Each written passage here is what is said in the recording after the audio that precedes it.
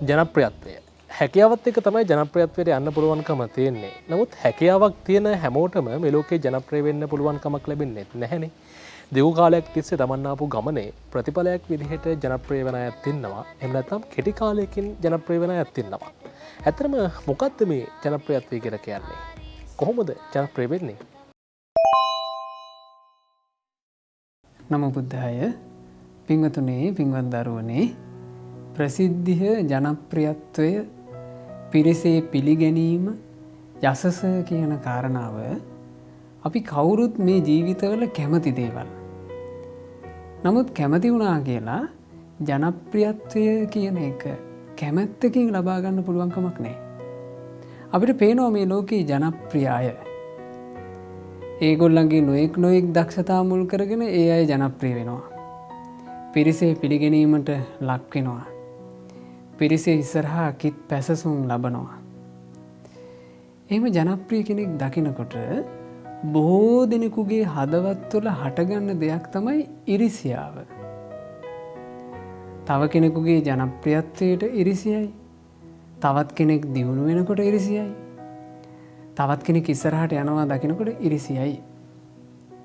ඉරිසියාවකින් පුළුවන්ද කෙනෙකුගේ ජනප්‍රියත්වය නසන්න? එහෙම නැත්නම් ඉරිසියාවකින් පුළුවන්ද අපිට ජනප්‍රියත්වයක් හදාගන්න? පුළුවන් කමක් නැහැ. ඒ නිසා ඉරිසියාකාරකම් කිරීම කියන දේ අත්හැර දැමිය යුතුයි. මොකද මේ ලෝකේ ජනප්‍රියත්වය කියලා කියන්නේ, යසස කියලා කියන්නේ පිනකින් නිර්මාණය වෙන එකක්. එනිසා පින්වතුනි, පින්වත් දරුවනේ, ජනප්‍රියත්වයට පත්විච්චි කෙනෙක් දකිනකොට, දක්ෂතා තියෙන කෙනෙක් දකිනකොට, පිරිසේ පිළිගැනීමෙන් යුක්ත කෙනෙක් දකිනකොට ඔබ පින සිහි කරන්න. අනේ මේ කෙනා පින්වන්ත කෙනෙක්.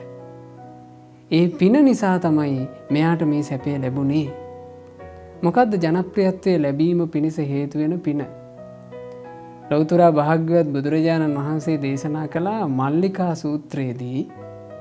මල්ලිකාවෙනි, යම් කිසි කෙනෙක් මේ සංසාර ගමනේ අනුන්ගේ දියුණුව දැක ඉරිසියා නොකරයිද?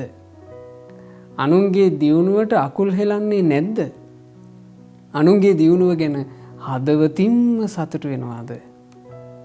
ඒ කෙනාට ඒ තුලින් රැස් වෙන පිනෙන් ප්‍රසිද්ධිය ලැබෙන්නේය, ජනප්‍රියත්වය ලැබෙන්නේය, යසස ලැබෙන්නේය, තමන්ට හිතවත් වූ පරිවාර සම්පතක් බොහෝ කොට හැදෙන්නේය. එතකොට ජනප්‍රියත්වය සකස් වෙන්නේ කුමකින්ද? ඊරිසියා නොකිරීමෙන්. අපි මේ ජීවිතේ ජනප්‍රිය කෙනෙක් දැකලා ඊරිසියා කරනවා නම් අපි කරන්නේ හරි දෙයක්ද? අපිට වැරදිලා. ඒ නිසා පින්වතුනි, පින්වත් දරුවනි, ඔබ මේ ජීවිතය තුළ පුරුදු කරන්න පටන් ගන්න ඒ ලස්සන දෙය. ඒ මොකද්ද?